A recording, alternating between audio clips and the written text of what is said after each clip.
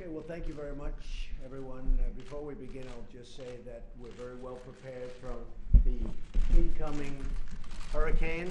We have another one coming, so we've done very well. North Carolina, South Carolina, Texas, Florida, Puerto Rico, so many places. And we have another one coming in, a big one, much bigger than they anticipated a week ago, 7 days ago. I heard for the first time there was a very small drop of weather that looked like it was forming, and now it's pretty close to a Category 3 if it's not already a Category 3. So we are very well prepared. FEMA's ready. We're all ready. Spoke with Governor Scott, spoke to everybody that you have to speak to, and I think that hopefully we'll get lucky, but maybe that won't happen. But we're prepared. I wanted to do this because Nikki Haley, Ambassador to the United Nations, has been very special to me. She's done an incredible job. She's a fantastic person, very importantly, but she also is somebody that gets it. She has been at the United Nations from the beginning with us, right from the beginning, and worked with us on the campaign. It's been really a long time, very intense, and she told me probably 6 months ago, she said, you know, maybe at the end of the year, at the end of a 2-year period, but at the end of the year, I want to take a little time off. I want to take a little break. She's been a very successful, as you know, governor of South Carolina for 8 years. And then she did this, and this is possibly even more intense with what's going on in the world, and very dangerous and a lot of things. But she's done a fantastic job, and we've done a fantastic job together. We've solved a lot of problems, and we're in the process of solving a lot of problems. At the beginning, North Korea was a massive problem, and now we're moving along. It's moving along really nicely. I can speak for Secretary of State Mike Pompeo. He thinks the world of Nikki, and so we're all happy for you in one way, but we hate to lose. Hopefully you'll be coming back at some point, but you want to just, in maybe a different capacity. You can have your pick. But I just want to let you know, so at the end of the year, Nikki will be leaving, and we'll be in constant touch. I know that whenever you have any ideas, you're going to call me because you know all the players.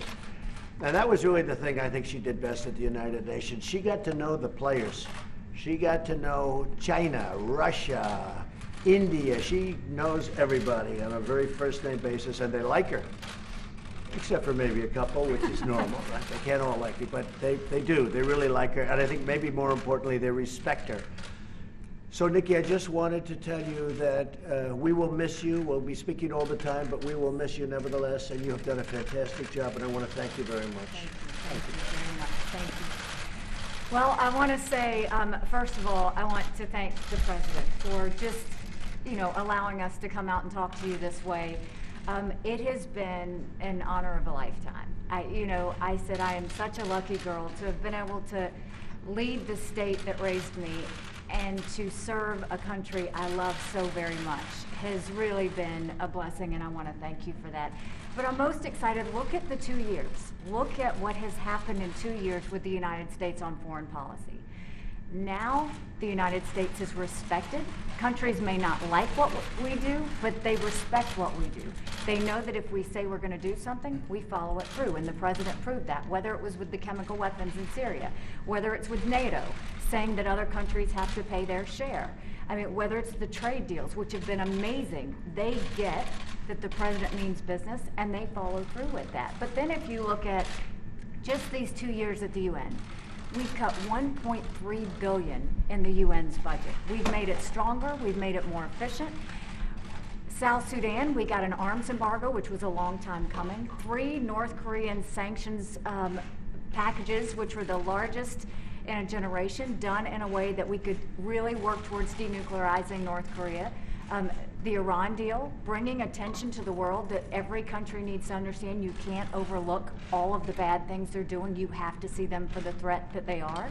I think you look at the anti-Israel bias and the strength and courage that the President showed in moving the embassy and showing the rest of the world we will put our embassy where we want to put our embassy.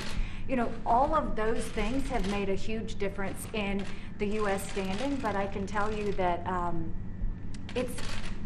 the U.S. is strong again, and the U.S. is strong in a way that should make all Americans very proud. And I do want to say that it's not just the president I want to thank. The family in general. The First Lady has been nothing but very, very kind to me. I can't say enough good things about Jared and Ivanka. Jared is such a hidden genius that no one understands. I mean, to redo the NAFTA deal the way he did, what I've done working with him on the Middle East peace plan, it is so unbelievably well done. And Ivanka's been just a great friend, and they do a lot of things behind the scenes that I wish more people knew about, because we're a better country because they're in this administration. I also just have to say, certainly thank you to my family. Michael is a saint, and my two little ones, I adore them.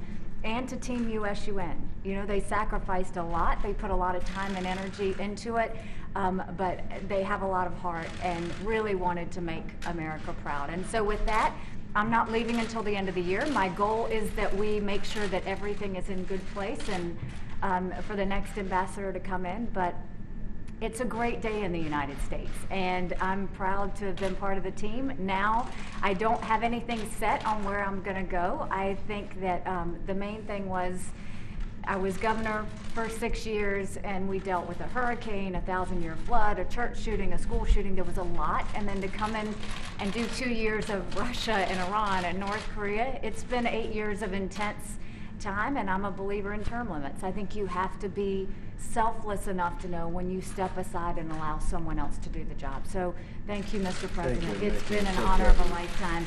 And I will say this, for all of you that are going to ask about 2020, no, I'm not running for 2020. I can promise you what I'll be doing is campaigning for this one. So I look forward to supporting the president in the next election. That's so good. Thank you, Nikki. Ambassador Haley, you listed off a long list of accomplishments. Why would you want to leave that all behind? Is it really a personal decision because you've been away from your family for so long? Or is there something else too? My family is very supportive. So no, there's no personal reasons. I think that it's just very important for government officials to understand when it's time to step aside. And I have given everything I've got these last 8 years.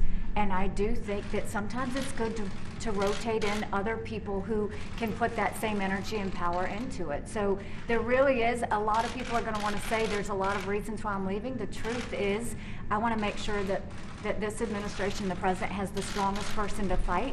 It was a blessing to go into the UN with body armor every day and defend America. And I'll always do that. I'll never truly step aside from fighting for our country. But I will tell you that I think it's time.